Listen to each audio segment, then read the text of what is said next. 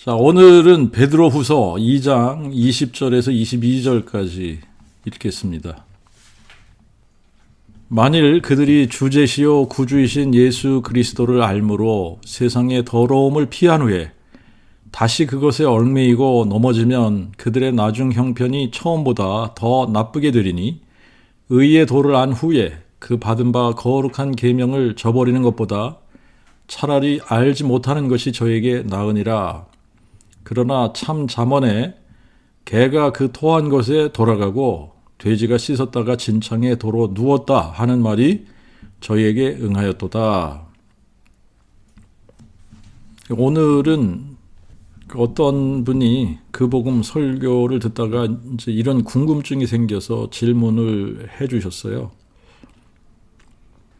목사님 설교를 통해 그 복음을 깨달아가는 한 성도입니다. 너무나 귀한 복음 정말 감사한데 최근 궁금한 게 있어서 남깁니다. 그 교회는 절대 타락할 수 없다고 했는데 성령으로 시작하였다가 육체로 마감하겠느냐. 경고에서처럼 그 복음을 듣고 성령을 받았으나 다시 율법주의로 돌아가려 했던 사람들, 또한 요한계시록의 7교회 중 처음 사랑을 버렸느니라 회개하라 말씀하신 것에서처럼 그 복음을 알고 예수님을 사랑했으나 처음 사랑을 잊고 식어버린 에베소 교회, 그 복음을 깨달은 그 교회에게 회개하라고 하신 주님의 메시지, 그 교회는 절대 타락할 수 없다는 목사님의 설교 말씀을 어떻게 해석해야 할지요 하는 궁금증이 생기셨어요.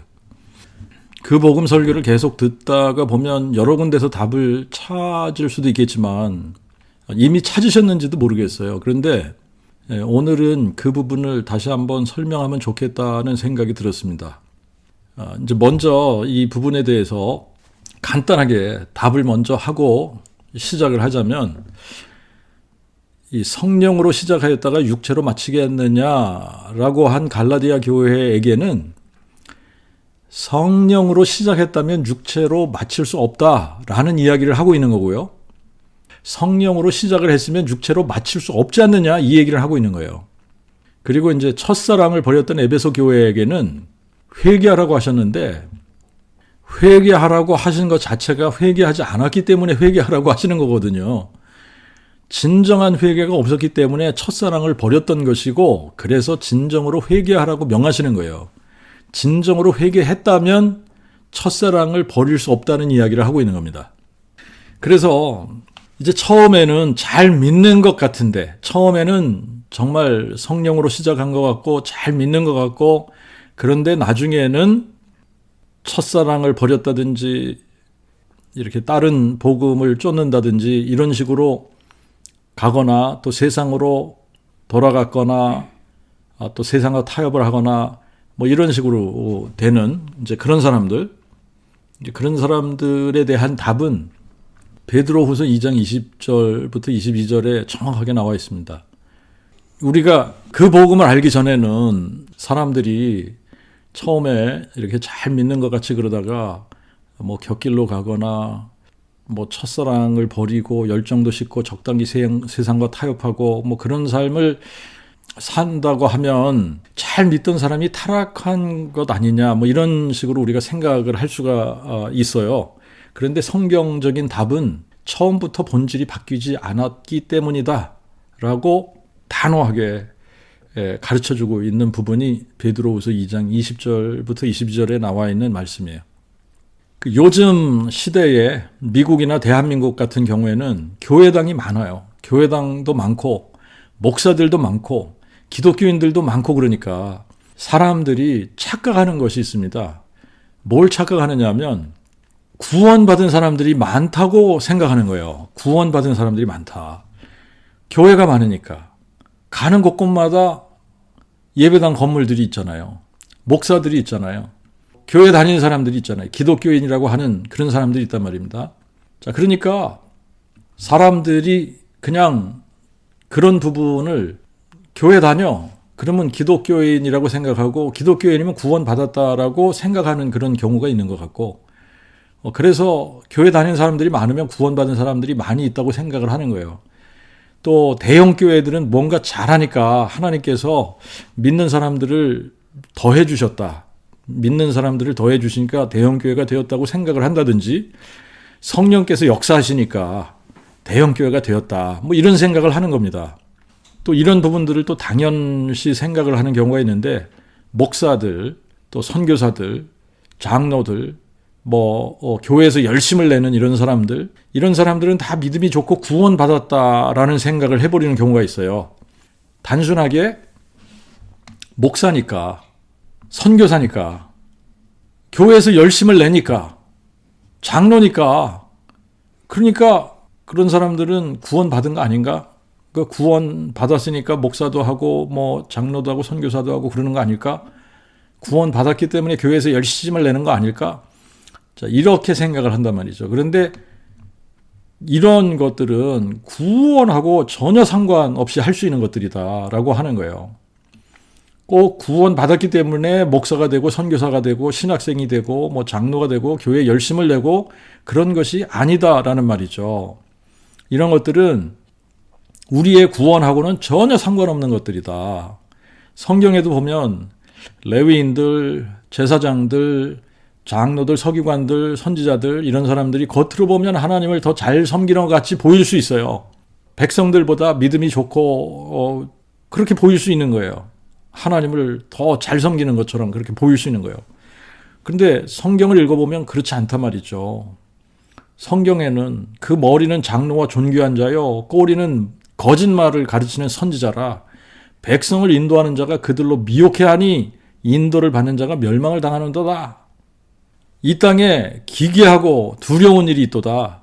선지자들은 거짓을 예언하며 제사장들은 자기 권력으로 다스리며 내 백성은 그것을 좋게 여기니 결국에는 너희가 어찌하려느냐? 이는 그들이 가장 작은 자로부터 큰 자까지 다 탐욕에 빠졌고 선지자로부터 제사장까지 다 거짓을 행함이라. 너희가 도적질하며 살인하며 간음하며 거짓 맹세하며 바알에게 분향하며 너희 알지 못하는 다른 신들을 쫓으면서 내 이름으로 일컬음을 받는 이 전에 들어와서 내 앞에 서서 우리가 구원을 얻었나이다 하느냐? 이는 이 모든 가증한 일을 행하려 함이로다. 너의 처소는 거짓 가운데 있어서 거짓을 인하여 그들은 나 알기를 싫어하는도다. 나 여호와의 말이니라. 자, 그러면 왜 이렇게 거짓된 종교 지도자들이 난무하는 것일까? 이사 30장 9절부터 보면 이는 패역한 백성이요 거짓말하는 자손들이요 여호와의 법을 듣기 싫어하는 자손들이라. 그들이 선견자에게 선견하지 말라 하고 선지자에게는 우리에게 정직한 것을 보이지 말라. 부드러운 말을 하라. 거짓된 것을 보이라. 너희는 정로를 버리며 정도에서 돌이키라. 이스라엘의 거룩한 자로 우리 앞에서 떠나시게 하라 하는도다. 신약에 와서 디모데후서 4장 3절부터 보면 때가 이르리니 사람들이 바른 교리를 받지 아니하고 자기의 사욕을 쫓아 가려운 길을 즐겁게 할 스승을 많이 두고 또 그들이 그 진리에서 귀를 돌이켜 허탄한 이야기를 쫓으리라. 자, 여기 보니까 사람들이 원하는 게 바른 교리를 원하는 것이 아니라는 거예요. 그들은 나 알기를 싫어하는도다 그러시잖아요. 사람들은 그 복음 듣기를 원하는 것이 아니라는 거예요. 사람들은 오히려 그 복음보다 다른 복음을 좋아하고 허탄한 이야기, 자기들의 가려운 길을 즐겁게 하는 이야기를 좋아하기 때문에 어떤 사람들이 많이 나오는 거냐? 거짓 교사들이 많이 나오는 거예요. 이게 경제의 기본 원리가 여기서도 작용을 하는 건데 경제의 기본 원리가 supply and demand라는 거거든요. 다른 복음을 원하는 사람들이 많아지면 다른 복음에 대한 디맨드가 높아가는 거예요. 높아지는 거예요. 그러면 다른 복음을 전하면서 그들의 귀를 즐겁게 할 거짓 교사들이 많아지는 겁니다. 그 디맨드에 맞춰서 서플라이가 거기에 맞춰서 많아지는 거예요. 참 이상한데 그 서플라이 앤 디맨드가 여기에도 이렇게 작용을 한다라고 하는 것이 참 이상하지만 사람들의 마음이 이상해요. 진리를 추구할 것 같은데 그렇지 않다는 겁니다. 참 신기합니다. 진리에 관심이 있을 것 같은데 그렇지 않다라고 하는 거예요. 예수님도 유대인들에게 이렇게 말씀을 하셨어요. 내가 그 진리를 말함으로 너희가 나를 믿지 아니하는도다. 그 진리를 말하면 사람들이 믿지 않는 거예요. 진리를 말해주면 싫어해. 그러니까 사람들은 자기들이 듣고 싶어 하는 이야기가 있는데 그런 듣고 싶어 하는 이야기, 그걸 사람들의 그 심리적인 어떤 그런 부분에서 사람들이 듣고 싶어 하는 이야기라는 것들이 너 잘했어, 그렇게 하면 잘 될 거야. 긍정적인 사고라든지 긍정적인 말이라든지 이런 거 해주면 좋아하고 이렇게 책망하는 이야기라든지 죄에 대한 부분을 지적한다든지 그러면 싫어하고 그게 사람들의 심리니까 성경에서는 너무나 단호하게 죄에 대한 부분을 그냥 적나라하게 지적하지 않습니까? 그런데 이제 그런 게 싫은 거죠. 그죠? 그러니까 그런 거 듣기 싫어하는 겁니다. 성경은 심판을 이야기하고 있단 말이죠. 또 성경에서는 지옥이라는 것을 이야기하고 있단 말이죠. 근데 그런 거 듣기 싫은 거예요. 내가 듣기 싫어하는 것을 이야기하면 싫은 거예요. 싫어하는 거예요. 그런데 내가 듣고 싶은 것들이 있어요. 그 듣고 싶어 하는 말들을 해주면 좋아하는 거예요. 그게 이제 그런 사람들이 많으면 진리를 이야기하지 않고 그렇게 사람들 귀에 듣고 싶어 하는 이야기를 해주는 이제 그런 사람들이 많이 늘어나는 거죠. 교회 성장 세미나 이런 데 가면 사람들이 이제 그런 이야기 한다고 하는데 저는 한 번도 가보질 않아서 그 자리에 앉아서 들은 이야기는 아니지만 사람들이 그렇게 이야기한다 그래요. 죄를 죄라고 이야기하지 마라. 실수라고 한다든지 이런 것들도 이렇게 좀 포장을 해서 얘기를 할 줄 알아라. 사람들이 싫어하는 말을 적나라하게 하지 말라는 얘기죠. 그죠? 아무튼 사람들은 진리를 말하면 진리를 듣기 싫어한다라고 하는 게 이제 성경에서 나타나는 현상입니다. 성경에서 그렇게 이야기를 해주면 그게 진리인 거예요. 그죠? 사람들은 현실적으로 진리를 듣기를 원하지 않는다라고 하는 거죠. 자, 그래서 이제 우리가 구약 시대부터 구원받은 사람들이 얼마나 많은지 혹은 얼마나 적은지 이런 부분부터 한번 좀 살펴봐야 될 것 같아요. 정말 진리를 찾는 사람들이 많고 그 진리를 막 추구하고 진리를 찾으려고 하고 그런 사람들이 많다면 구원받은 그런 사람들이 많을 거고 정말 사람들이 진리에 관심이 없고 바른 교리를 이야기해주면 듣기 싫어하고 그렇다면 구원받은 사람들이 적을 거고 그죠? 근데 창세기 1장부터 시작해서 11장까지를 보면 아담부터 시작한 인류가 1656년 만에 홍수로 멸절이 됩니다. 그러니까 1장부터 11장까지 1장부터 9장 창세기 1장부터 11장까지가 아니라 9장까지 1장부터 시작해서 9장까지 보면 이제 아담과 하와로부터 시작한 인류가 홍수로 멸절이 되죠. 홍수로 멸절되는 시간은 1656년 걸렸어요. 1656년 만에 홍수로 멸절이 됩니다. 노아의 식구 8명만 살아남게 돼요. 근데 이 당시에는 사람들의 수명이 거의 1000년을 살았습니다. 대부분은 900년을 넘게 살면서 자녀를 생산했기 때문에 노아 시대는 지금 인구가 75억이 넘는데 75억 정도 된다고 우리가 이렇게 보면 지금의 75억의 인구보다 훨씬 많은 인구가 살았다라고 하는 것을 계산을 해보면 쉽게 알 수가 있어요. 그러면 노아 시대에 100억도 넘는 어마어마한 인구가 살았을 텐데 그 중에 물로 심판을 받지 않고 살아남은 사람이 몇 명이나 되냐? 8명밖에 안 된다는 거예요. 근데 이때 상황을 창세기 6장에서는 이렇게 기록을 합니다. 여호와께서 사람의 죄악이 세상에 가득함과 그들의 마음에 생각하는 모든 것이 항상 악할 뿐임을 보셨는데 그때에 그 땅이 하나님 앞에 부패하였고 강포가 땅에 충만한지라 하나님이 보신즉 땅이 심히 부패하였으니 이는 땅 위의 모든 육체 행위가 부패하였음이라 이렇게 기록하고 있어요. 그래서 하나님께서 인류를 그냥 물로 싹쓸이를 하시는 겁니다. 인류를 물로 심판을 하시는데 물로 심판하실 때에 방주에 들어간 사람이 몇 명이냐? 8명밖에 안 됐다라고 하는 거예요. 8명. 그래서 노아의 식구들 8명으로부터 또 다시 시작을 하는 겁니다. 노아의 식구들로부터 생육하고 번성해서 인구가 또 증가하는데 이 홍수 이후에 수명이 급격히 줄기 시작을 해요. 노아는 950세를 향수했는데 셈은 600세, 아르박사, 셀라, 에벨은 400년 조금 넘게 살았고 벨렉, 루, 스룩, 나홀은 일찍 죽었지만 데라는 205세를 향수했단 말이에요. 그러니까 데라까지는 200년 정도, 200년 이상을 살았고 아브라함 때 와서는 이제 175세.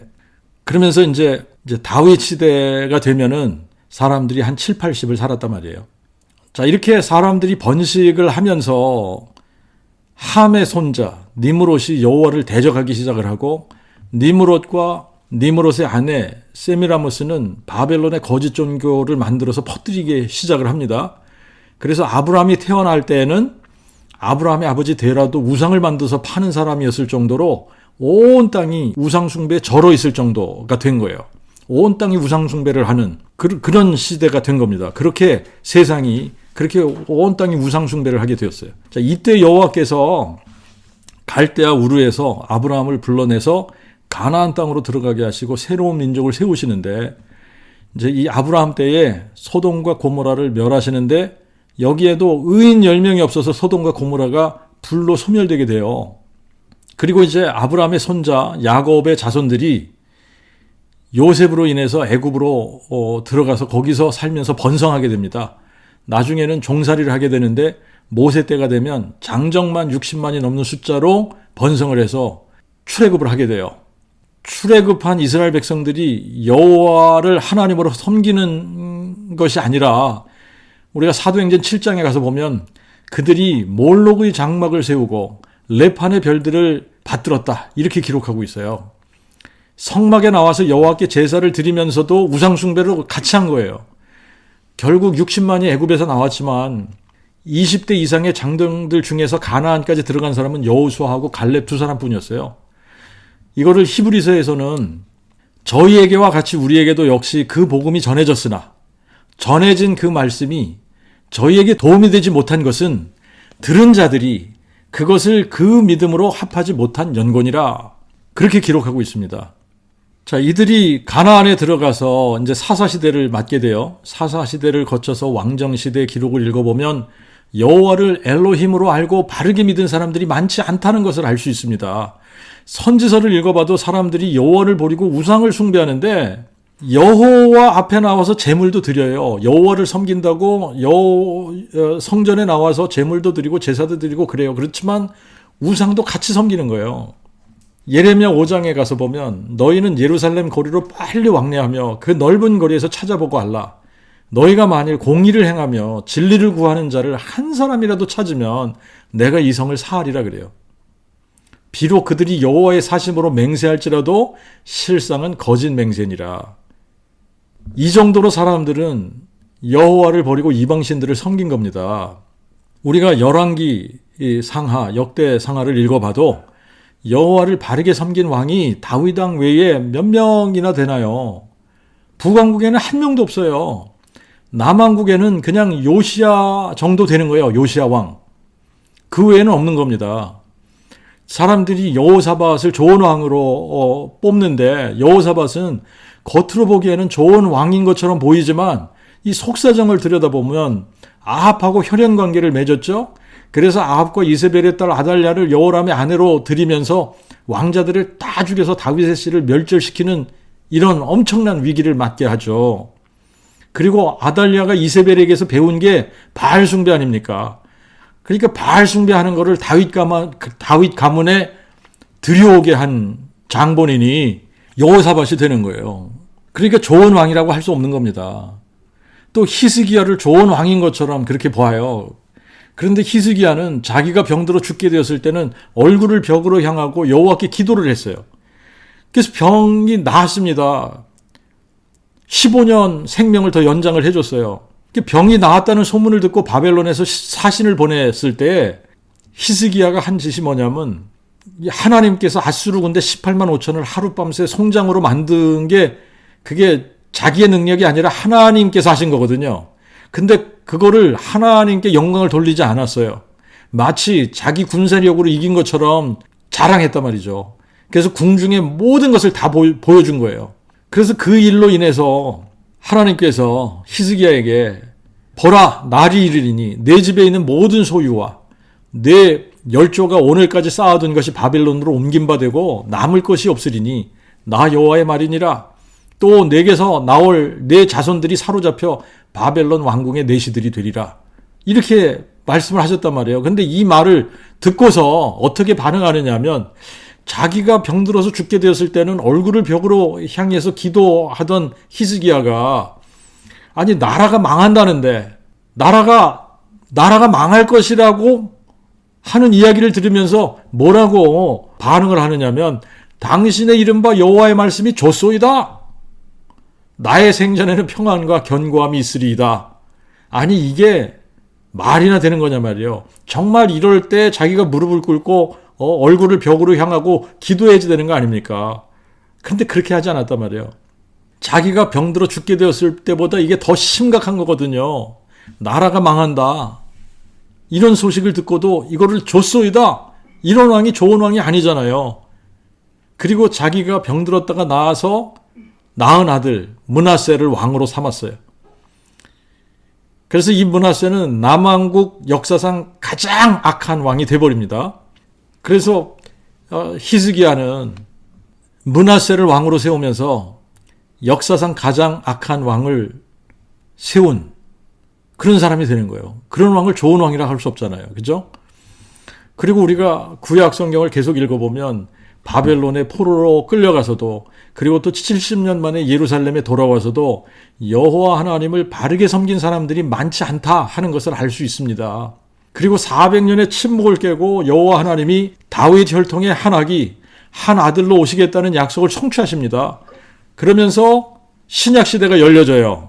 신약시대가 되어서 예수님께 어떤 사람이 찾아와서 이렇게 묻습니다. 주여, 구원 얻는 자가 적으니까? 이 질문에 대해서 예수님께서 뭐라고 대답을 하시냐면 좁은 문으로 들어가기를 힘쓰라. 내가 너희에게 이르노니 많은 사람들이 들어가고자 해도 들어가지 못하리라. 많은 사람들이 들어가고자 해도 들어가지 못한대요. 그럼 지금은 어떨까? 지금은 어떨까? 구원받는 사람들이 많을까요?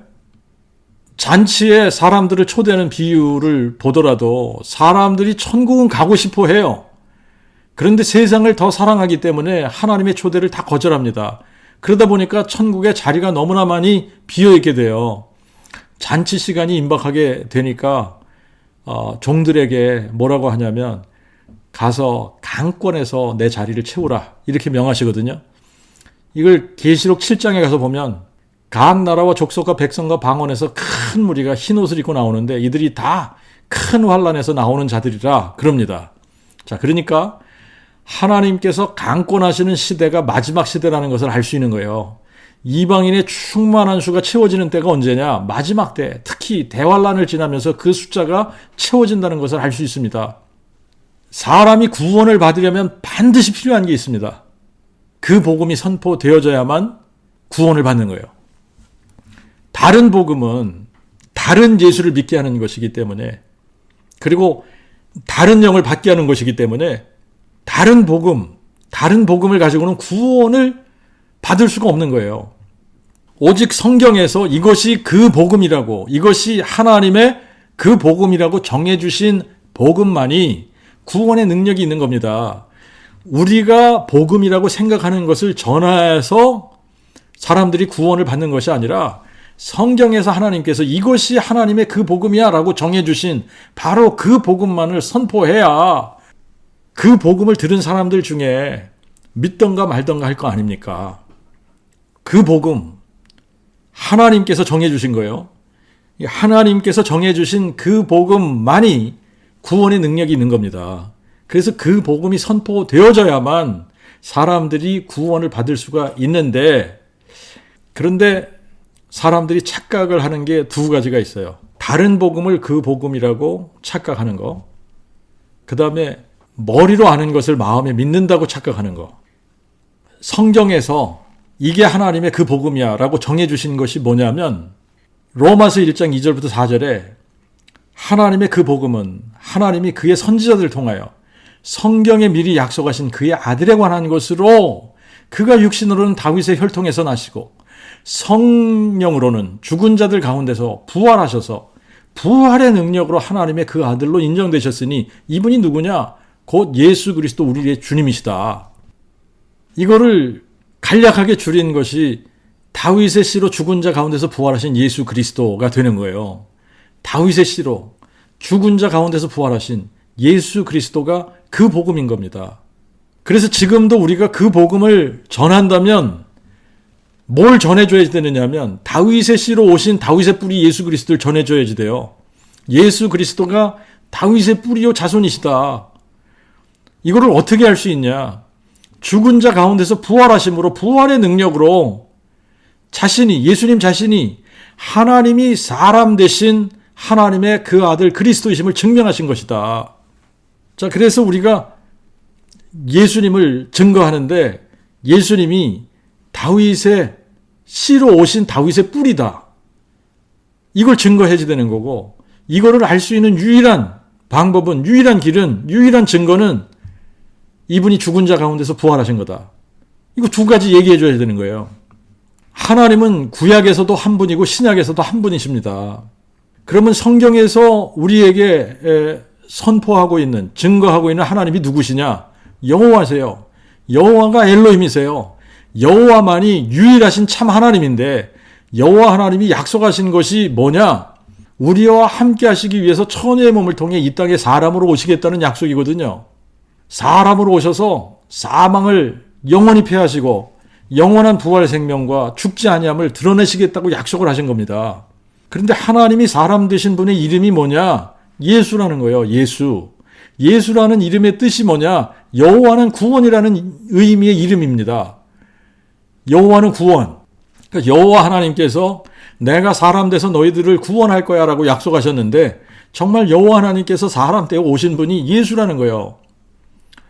여호와 하나님께서 우리를 죄에서부터 구원하시기 위해서 친히 사람 되신 분, 그분이 예수라는 거죠. 자, 하나님이 사람이 되셨다고 해서 하나님 자체가 없어지는 게 아니지 않습니까? 하나님은 영원하시고 영존하시고 하나님의 본질은 영이시기 때문에 그분은 없어질 수가 없는 거예요. 성령으로 동정녀 마리아의 몸에 잉태되어져서 태어나신 예수는 하나님의 그 아들이시단 말이죠. 그러나 그분의 몸 안에는 하나님의 모든 충만이 육체로 거하시는 하나님의 몸으로 존재하시는 거예요. 그래서 예수는 육체로 보면 분명히 마리아의 아들이고 마리아는 다윗의 혈통이기 때문에 육체로 보면 예수는 다윗의 혈통으로 태어난 것이 맞습니다. 그렇기 때문에 다윗의 자손인 거예요. 그런데 성령으로 잉태되었기 때문에 하나님이 아버지가 되시는 거예요. 그래서 예수는 하나님의 그 아들이신 동시에 다윗의 아들이 되는 거고 동시에 예수님의 육체 안에 거하시는 영이 여호와의 영이시기 때문에 여호와 하나님 자신이신 거예요.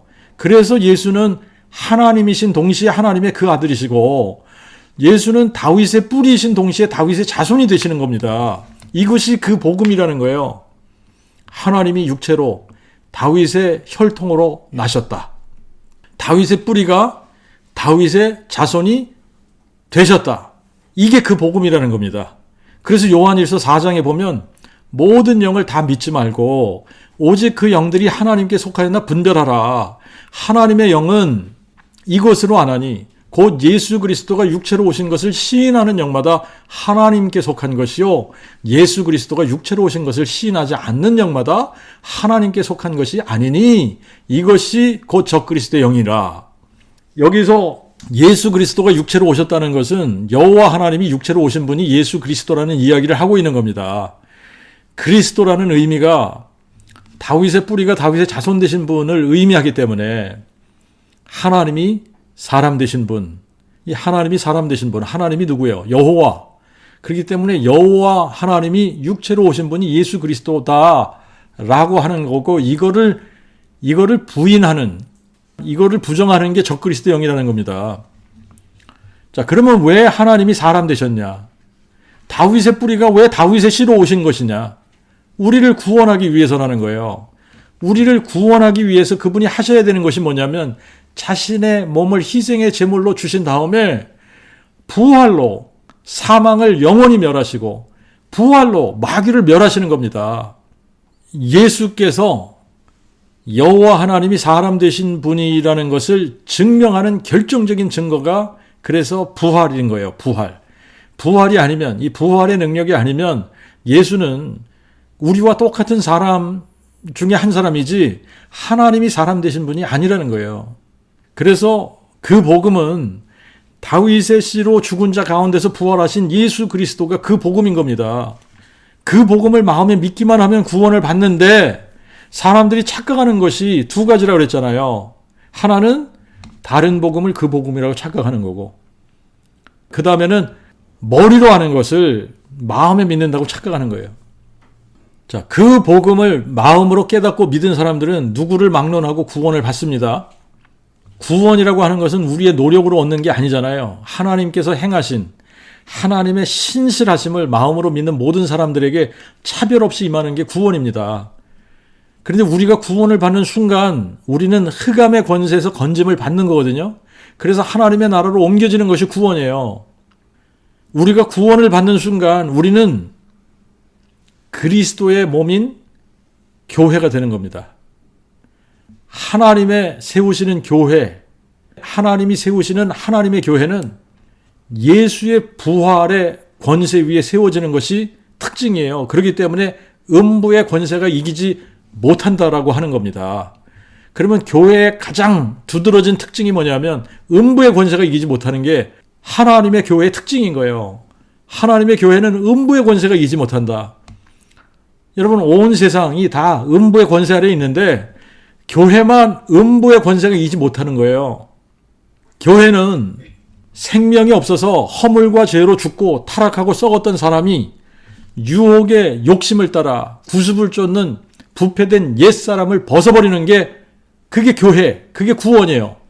그리고 심령이 새롭게 되어 하나님을 따라서 의와 진리의 거룩함으로 지으심을 받은 새 사람이 되는 것이 구원이고 그것이 교회예요.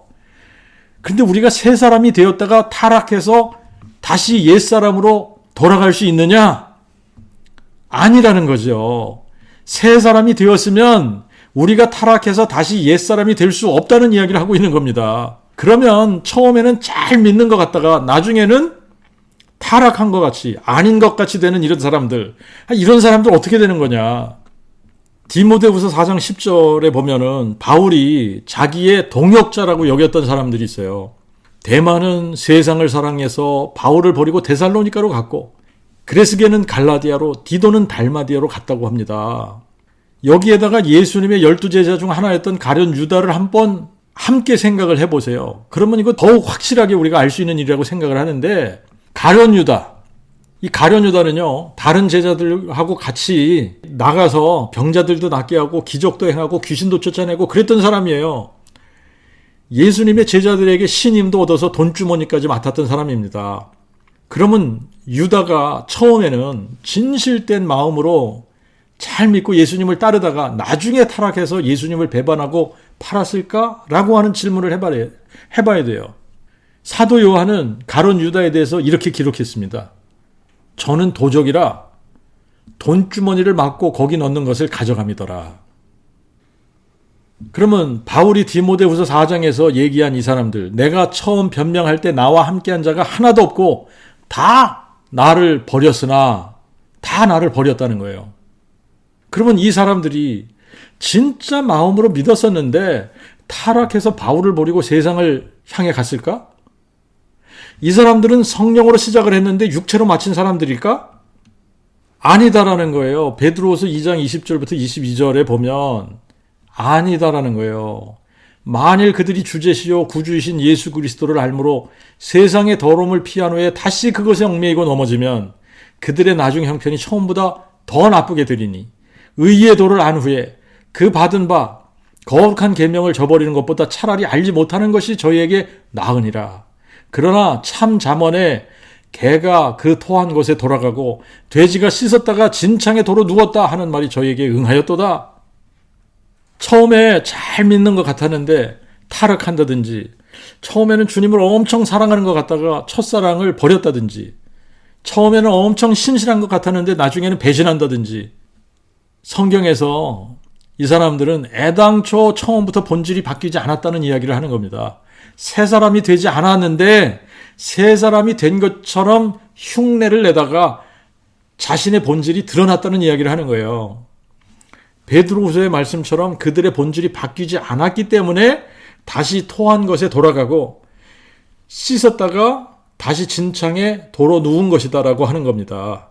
그들의 본질이 바뀌지 않았다라고 하는 것은 그들이 마음에 믿은 것이 아니었다라는 이야기를 하고 있는 거예요. 머리로 하는 것을 마음에 믿는다고 착각한 거예요. 지금도 그 복음을 마음으로 믿지 않으면서 마음으로 믿는다고 착각하는 사람들이 있습니다. 제가 직접 만난 사람들 중에서도 그런 사람들이 있고 혹은 온라인으로 만난 사람들 중에서도 그런 사람들이 있는 거예요. 처음에는 그 복음이 깨달아진 것 같으니까 흥분하고 좋아하고 뭐 열정이 있는 것 같이 그랬는데 그들에게는 정치적인 이념이 그 복음 위에 있거나 물질을 사랑하는 것이 그 복음 위에 있거나 세상의 명예나 육체의 정력이나 안목의 정력, 자기의 자존심이 아직도 그 복음 위에 자리 잡고 있기 때문에 잠시 그 복음으로 기뻐하는 듯 보여요. 그런데 오래가지 못하는 거예요. 그래서 다시 돌아가요. 타락한다. 옛 모습으로 다시 돌아간다. 이런 일들이 일어나는 이유는 하나밖에 없는 거예요. 이런 이유가 일어나는 거는 본질이 바뀌지 않았다는 겁니다. 새 사람이 되지 않았다는 거예요. 새로운 피조물이 되지 않았다는 얘기예요. 자, 그런데 이제 이거는 그 복음을 들었던 사람들 중에서 그 복음이 머리로 그래도 인지가 되니까 그 복음을 믿는 것처럼 그러다가 이제 다시 돌아간 케이스지만 다른 복음을 믿으면서 예수 잘 믿고 있다고 착각하는 사람들, 이런 사람들이 너무나 많은 거 아닙니까? 거의 대부분의 사람들은 그 복음과 다른 복음을 구분조차 하지 못해요. 왜 그러냐면 그 복음이 뭔지 모르기 때문에. 그 복음을 모르면 다른 복음이 뭔지 당연히 모르는 거예요. 그렇기 때문에 다른 복음이 뭔지 그 복음이 뭔지 전혀 구분이 안 되는 사람들이 허다한 겁니다. 일단은 우리가 그 복음이 뭔지 알아야 그 복음을 믿던가 말던가 하는데 우리가 모르는 것을 어떻게 믿겠습니까? 그런데 거의 대부분의 사람들은 그 복음을 모른다는 것조차도 모르고 있어요. 자, 이제 우리도 그 복음을 듣고 그 복음을 깨닫고 그 복음을 믿기 전까지는 우리도 그런 상태에 있었던 사람들이에요. 그 복음 모르니까 우리가 알고 있었던 것이 다른 복음이었었는데 그걸 진짜 복음이라고 우리가 생각했던 거 아닙니까? 그러니까 우리가 그 복음을 모르는데 근데 그 복음을 모르면서 다른 복음을 믿으면서 그거를 그 복음이라고 생각하고 무조건 믿는 거예요. 모르는 것을 믿을 수 있나? 모르는 것을 믿을 수 없습니다. 우리가 그 복음을 몰랐을 때는 그 복음을 믿을 수가 없는 거예요. 모르는데 어떻게 믿어요, 그죠? 그런데 그 복음을 듣고 그 복음이 깨달아졌다. 그 복음이 깨달아졌다. 정말 마음에 깨달아진 사람들은, 그 복음이 정말 마음에 깨달아진 사람들은 어떤 고백을 하냐? 몰랐었구나. 아, 내가 복음을 몰랐었구나. 그 복음을 몰랐었구나. 모르는 거를 어떻게 믿나. 그러니까 내가 예수 믿은 게 아니었었구나. 이런 고백이 나오는 거예요. 아니었구나. 그 전에 내가 얼마나 많은 영적인 체험을 했던, 내가 얼마나 많이 성경을 읽었던, 내가 얼마나 열정을 가지고 교회 생활을 했던 이런 것들이 다 아니었구나. 이런 결론이 나야지 되는 거예요. 어떤 분이 그 복음을 듣고 댓글을 이렇게 올려주셨어요. 한 분 하나님의 아들의 개념을 확실히 깨닫게 되었습니다. 속이 뚫리고 심장이 쿵쿵댈 만큼의 감격입니다. 그 복음 이제 알았습니다. 그 복음 이제 알았습니다. 그전에 몰랐다는 얘기죠. 그죠? 그런데 하나님의 아들의 개념, 이게 확실히 깨닫게 되니까 어떻게 해요? 속이 뚫리고 심장이 쿵쿵댈 만큼의 감격이라는 거예요. 그러면서 어떤 고백을 하느냐 하면, 저 또한 그 복음의 증인으로 살고 4명의 아이들, 그 복음의 증인들로 잘 키워보겠습니다. 이런 고백을 했어요. 우리가 그 복음을 몰랐다고 고백하는 것이 쉬운 일이 아닙니다. 여러분들도 그 복음을 다른 사람들에게 전해보지만 그 복음을 전해 듣고 몰랐었구나 이렇게 고백하는 사람들 많이 있나요? 많이 없습니다. 이런 사람들이 이렇게 그 복음 몰랐었구나 이렇게 고백하는 이런 게 쉬운 일이 아닙니다.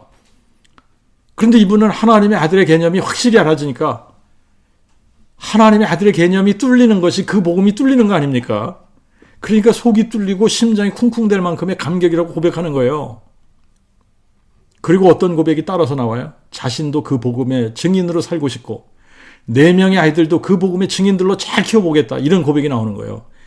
나 몰랐었다. 이런 고백은요.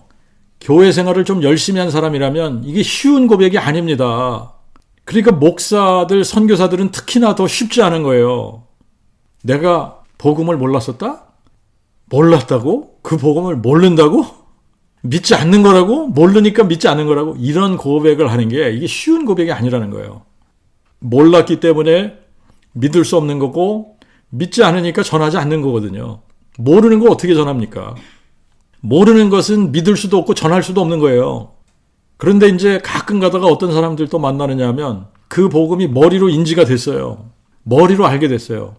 그 머리로 알게 되니까 잘난 척하고 싶어서 전하는 사람들이 있어요. 이런 사람들은 본질이 바뀌지 않았습니다. 끝까지 가지 못하는 사람들이 이런 사람들은. 그런데 보면은 머리로 인지는 됐어요. 그래서 그 복음을 전한다고 하는데 잘난 척하는 거예요. 잘난 척하는 거.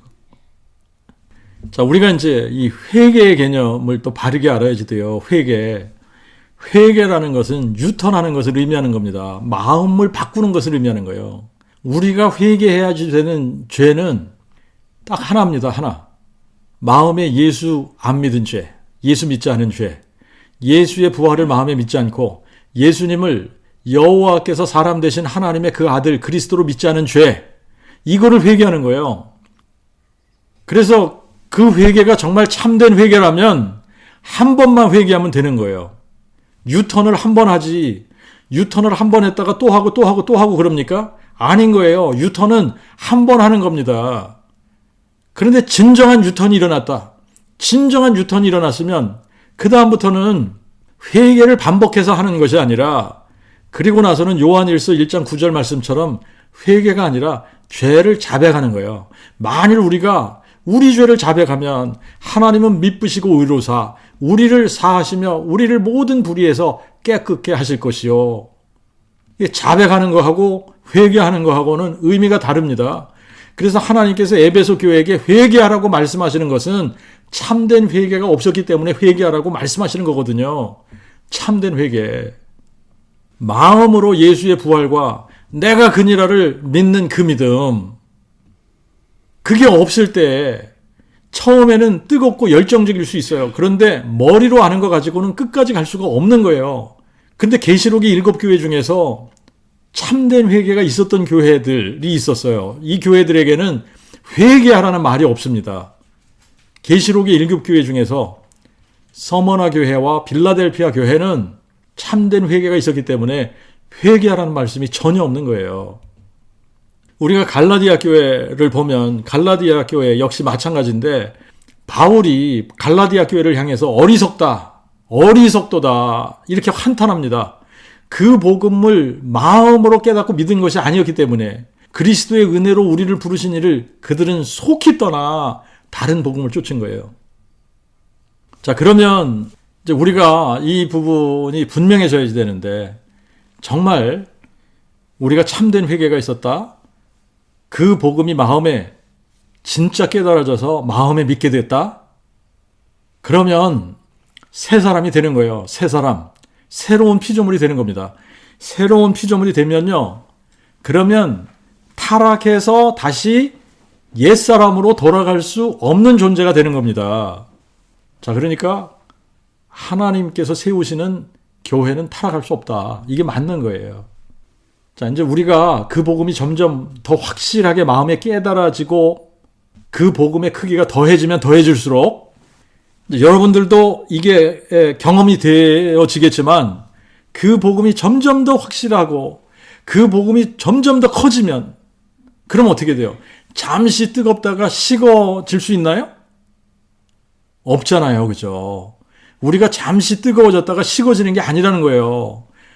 그 복음이 점점 더 확실해지고 그 복음이 점점 더 커지고 마음에 점점 더 정확하게 깨달아지면 깨달아질수록 감격이 더해질 수밖에 없는 거예요. 감격이 더해질 수밖에 없는 거예요.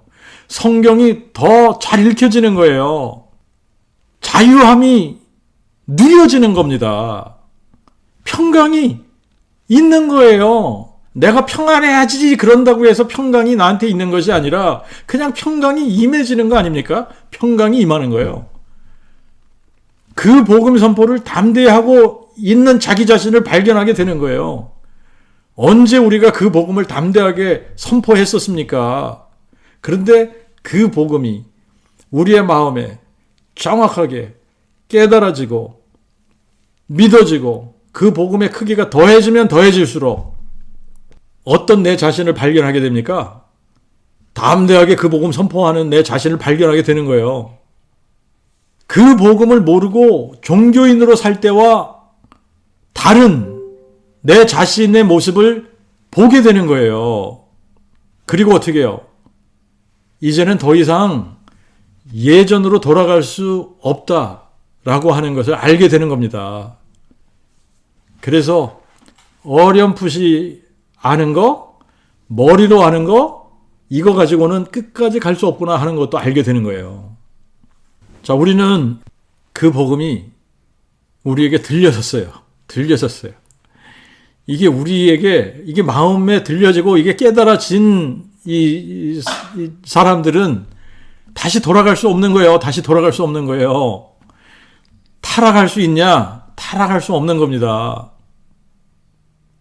세상을 향해 갈 수 있냐? 세상을 향해 갈 수 없는 사람들이 된 겁니다. 그 복음이 헷갈려질 수 있냐?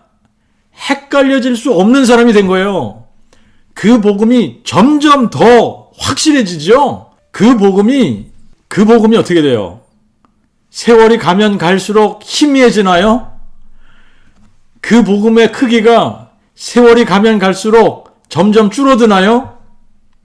아니지 않습니까?